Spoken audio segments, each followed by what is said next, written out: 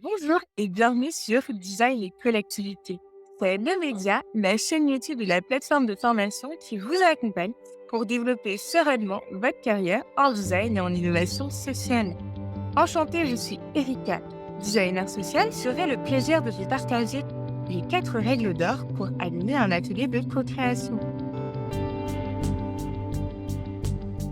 Nous avons pu voir dans d'autres livres comment animer et concevoir un atelier. C'est un élément très important. Les règles d'or vous permettent d'établir un cadre de bienveillance. Un cadre de bienveillance, c'est un cadre dans lequel les personnes vont pouvoir participer, s'impliquer et s'investir dans votre projet de façon libre et avec beaucoup de bienveillance. Il est donc important d'établir ce cadre dès le démarrage d'un atelier. Il ne faut pas attendre la fin pour expliquer aux personnes comment elles doivent interagir les unes avec les autres. C'est un peu comme une recette de cuisine. Il faut commencer par le début pour que les ingrédients se mélangent bien les uns avec les autres. Les ingrédients étant vos participants et leurs idées. J'ai donc en 4 règles d'or à vous partager aujourd'hui. Faire ensemble sans hiérarchie, s'autoriser à rêver sans se censurer, être à l'écoute pour co-créer et tester et expérimenter pour apprendre en saison. Bien sûr, ces règles-là peuvent être complétées si vous pouvez les reformuler à votre sauce. Sentez-vous libre. Sur le blog Design et Collectivité, vous trouverez également une affiche dans laquelle vous pourrez avoir ces règles d'or et que vous pourrez télécharger. Je la mettrai en description de cette vidéo. Faire ensemble sans hiérarchie. C'est la première règle d'or. Elle est très importante car elle va permettre aux participants de comprendre que dans ce cadre-là, peu importe leur niveau hiérarchique, leur métier, ce qu'ils font au quotidien, ils sont tous au même niveau. Il n'y a pas de hiérarchie, personne ne doit parler plus haut qu'une autre personne ou avoir plus d'importance dans l'atelier en fonction de son statut. C'est donc très important, vous, en tant que designer facilitateur, de pouvoir expliquer cette règle dès le départ pour que l'intelligence collective puisse se faire sereinement. Cela va inviter vos participants à répartir la parole. Il est aussi très intéressant d'expliquer cette règle car elle va pouvoir mettre en avant le fait de mutualiser les savoir-faire. C'est vraiment un pilier important de cette règle-là. Il va donc être essentiel ce pilier car ça va mettre en avant le fait de mutualiser les savoir-faire et de mettre en lumière le fait que toutes les lois se valent. Ce qui est sous-entendu par là, c'est que toutes les compétences sont bonnes et que les personnes qui sont dans l'atelier sont les bonnes pour contribuer. Il est donc essentiel d'écouter leur point de vue et d'être à l'écoute de chacun. Toutes les voix se valent, mais aussi mettre en avant la dimension hiérarchique et ne pas sous-entendre que des personnes devraient avoir plus d'importance et de pouvoir dans un atelier. La règle d'or numéro 2, c'est s'autoriser à rêver sans se censurer. Elle est aussi importante pour permettre à vos participants de se dire que oui, au quotidien, peut-être que je ne fais pas un métier très créatif, mais aujourd'hui, on doit mettre en avant des idées qui peuvent être délirantes, farfelues. On peut y aller. Par la suite, on va faire en sorte de les faire, entre guillemets, redescendre, de les structurer pour faire avancer le projet. Donc, c'est très important de permettre aux personnes de s'autoriser à rêver. L'autocensure est aussi un phénomène qui est tout aussi fort que la censure collective. Donc, c'est bien aussi de parfois co-construire ces règles d'or avec les participants pour qu'ils puissent s'autoriser et bien intégrer cette information. L'un des piliers de cette règle d'or est de remplacer le non par le oui. Quelque chose que vous avez peut-être déjà dû entendre. Et cela place les participants dans une posture beaucoup plus optimiste. Le fait de dire non est quelque chose de très fermé. Tandis qu'un oui mais oui et est beaucoup plus agréable également. Cela permet d'être dans une posture de rebond. C'est-à-dire, je viens compléter ton idée, l'enrichir, plutôt que de dire que cette idée ne peut pas exister. Dans un atelier, nous ne devons pas confronter les idées entre elles, mais vraiment les associer et les présumer. Il est aussi intéressant d'inviter les personnes qui ont, par exemple, des contradictions ou qui ne sont pas d'accord avec les idées, de poser des questions.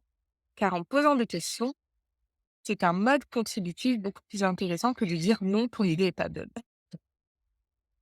L'un des autres piliers de cette règle d'or numéro 2 est de ne pas trop se prendre en sérieux.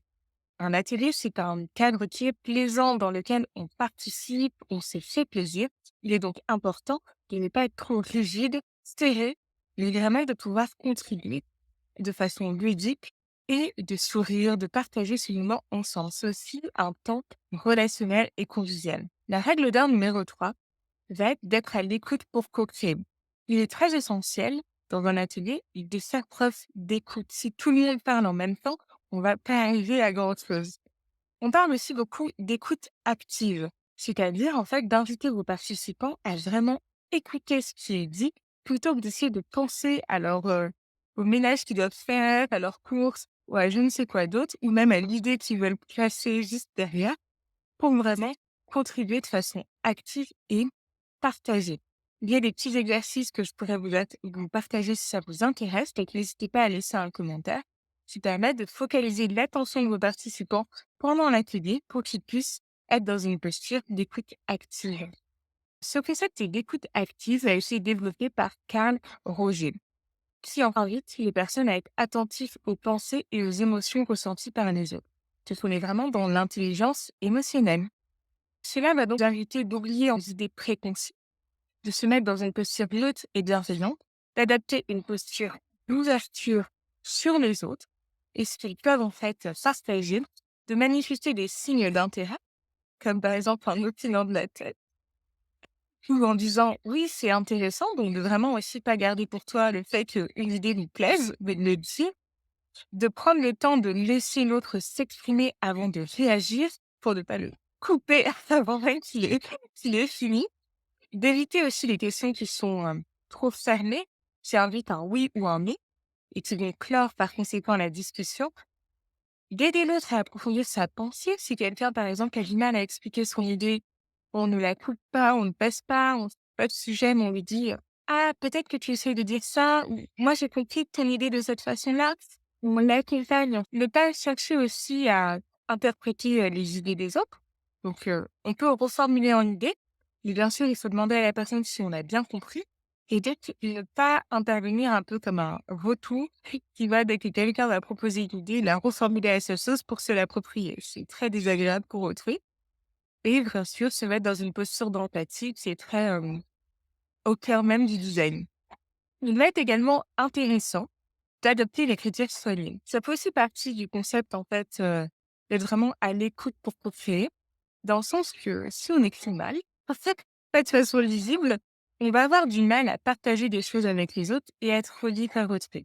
Donc, c'est vraiment un pilier qui est important. Pour cela, je vous invite à adopter une écriture en majuscule notamment et de le communiquer à vos participants, d'écrire une idée par post-it ou une idée par support en fonction de comment c'est structuré pour que tout le monde puisse être clair et pouvoir en fait partager lisiblement. Cela vous fera aussi gagner du temps en tant que designer ou facilitateur au moment de la restitution ou de la synthèse de vos ateliers. La règle d'art numéro 4 est de tester et d'expérimenter pour apprendre en faisant. Il faut se donner la possibilité de faire des erreurs. C'est vraiment un des piliers de cette règle-là. Ça va être de prendre l'atelier comme une source d'apprentissage. On n'est pas vraiment dans un cadre serré où tout doit être parfait, mais au contraire, on peut tester les choses, faire des maquettes, se tromper, faire des gribouillages. Cela n'a pas d'importance. C'est laisser à nos participants la possibilité de se tromper, de faire des erreurs, et vous-même aussi d'en faire. Donc, c'est vraiment d'intégrer les deux pour avancer sereinement dans les ateliers. Cela va aussi avoir la particularité de favoriser l'apprentissage par le faire notamment, ou ce qu'on peut dire comme le learning by doing, l'empowerment et l'émancipation et l'autonomisation des participants. C'est toujours intéressant de penser à un atelier comme un outil de transmission et non de vous. Avec vous-même, vous allez conserver votre expertise, mais plutôt la transmettre à d'autres personnes. Le pilier suivant vous invite également à placer le faire et le fait de passer à l'action au cœur même de votre atelier. C'est ce qui doit privilégier les personnes qui font ont raison. C'est ce qu'on peut dire aussi dans un atelier. Car le fait de penser tout le temps, de réfléchir à haute voix peut amener des débats stériles. Car bien sûr, les personnes vont arriver à un moment où ils ne vont pas pouvoir en fait aller beaucoup plus loin dans la réflexion vu qu'ils ne formalisent pas les idées. Donc, donnez-leur des papiers, poussez-les à formaliser leurs idées pour aller plus loin, plus vite et en profondeur dans ce qu'ils essayent de penser. En tout cas, je vous remercie d'avoir regardé cette vidéo sur les règles d'or dans un atelier de co-création. Si vous avez des questions, des compléments à partir de vos expériences ou des ressources à partager, n'hésitez surtout pas, je me ferai un plaisir de vous lire en commentaire. Merci à celles et à ceux qui vont s'abonner à la chaîne, qui vont partager et commenter la vidéo.